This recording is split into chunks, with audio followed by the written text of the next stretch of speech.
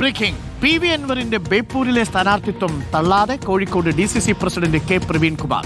ബേപ്പൂരിൽ എന്നല്ല, കേരളത്തിൽ എവിടെയും മത്സരിക്കാൻ PV അൻവർ യോഗ്യനാണെന്നും ബേപ്പൂരിൽ സജീവമാകാൻ UDF നേതൃത്വം നേരത്തെ നിർദ്ദേശിച്ചിരുന്നുവെന്നും K പ്രവീൺകുമാർ.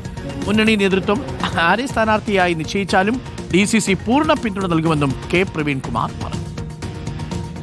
അല്ല, അതേക്കുറിച്ച് ഞങ്ങളുടെ അഭിപ്രായം ചോദിക്കേണ്ടത് KCCയാണ്. ഞാനൊരു കാര്യം നേരത്തെ പറഞ്ഞിട്ടുണ്ട്. ഈ ജില്ലയിൽ 13 സീറ്റിൽ ഏതൊക്കെ പാർട്ടി എവിടെയൊക്കെ മത്സരത്തിൽ തീരുമാനിക്കുന്നത് UDF നേതൃത്വമാണ്. അത് കഴിഞ്ഞ് പാർട്ടി ഹൈക്കമാൻഡ് കോൺഗ്രസ് തീരുമാനിക്കും. UDF നേതൃത്വം തീരുമാനിക്കുന്ന ഏത് സ്ഥാനാർത്ഥിയെയും മനസ്സാ സ്വീകരിക്കും ജില്ലയിലെ കോൺഗ്രസ്. എന്താ സംശയം? UDF നേതൃത്വം തീരുമാനിക്കുന്ന ഏത് സ്ഥാനാർത്ഥി. പിന്നെ അൻവർ ബേപ്പൂർ മാത്രമല്ല, അദ്ദേഹം കേരളത്തിൽ എവിടെയും മത്സരിക്കാൻ യോഗ്യതയുള്ള അർഹതയുള്ള നേതാവാണ്. അദ്ദേഹം കേരളത്തിൽ വളരെ ഫെമിലിയർ നേതാവാണ്. ഇവിടെ ഞാൻ പറഞ്ഞല്ലോ, 13 ആര് വന്നാലും UDF നേതൃത്വം പ്രഖ്യാപിക്കുന്ന ഏത് സ്ഥാനാർത്ഥിയും ആരാണെങ്കിലും സംശയമില്ല ഞങ്ങൾ സ്വീകരിക്കണം. നമുക്കിപ്പം സോണൽ കൃഷ്ണയുണ്ട് കൂടുതൽ വിവരങ്ങളുമായി. Zonal Krishna, good evening. Zonal, നമ്മൾ തന്നെ പുറത്തുവിട്ട വാർത്തയാണ് PV അൻവറിന് ബേപ്പൂരിൽ കളമൊരുക്കുകയാണ് ലീഗും കോൺഗ്രസും. ഇപ്പോൾ ആ സാധ്യത DCC പ്രസിഡന്റും തള്ളുന്നില്ല, അല്ലേ? തീർച്ചയായിട്ടും അരുൺകുമാർ, അൻവർ ബേപ്പൂരെത്തും എന്നുള്ള സാധ്യത തള്ളാതെ ഇപ്പോൾ കോഴിക്കോടിന്റെ DCC പ്രസിഡന്റ് കൂടി രംഗത്തെത്തിയിരിക്കുന്ന സാഹചര്യമാണ് ഉള്ളത്.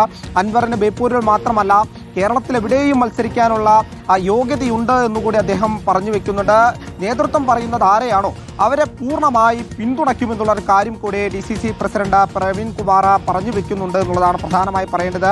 ബേപ്പൂരിനെ സംബന്ധിച്ച് നിറയെ വിവാദങ്ങൾ നിൽക്കുന്ന ഒരു സാഹചര്യം ഉണ്ടായിരുന്നു. അവിടെ അൻവറിനെ അനുകൂലിച്ചും പ്രതികൂലിച്ചും ഫ്ലക്സ് ബോർഡുകൾ ഉൾപ്പെടെ വന്ന സാഹചര്യം ഉണ്ടായിരുന്നു. അതിനിടയിലേക്കാണ് ഇപ്പോൾ DCC നേതൃത്വത്തിൻ്റെ ഒരു പിന്തുണ കൂടി അറിയിക്കുന്ന സാഹചര്യത്തിലേക്ക് കാര്യങ്ങൾ ചെന്നെത്തിയിട്ടുള്ളത്. ഇടതിൻ്റെ കോട്ടയാണ്.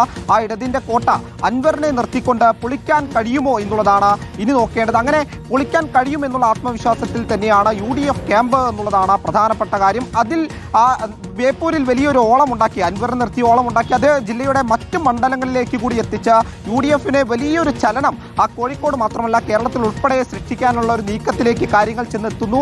അതിന് DCC പ്രസിഡന്റ് ഉൾപ്പെടെ പിന്തുണ നൽകി കഴിഞ്ഞു എന്നുള്ളത് തന്നെയാണ് അരുൺകുമാർ ഏറ്റവും പ്രധാനപ്പെട്ട കാര്യം. ഓക്കെ.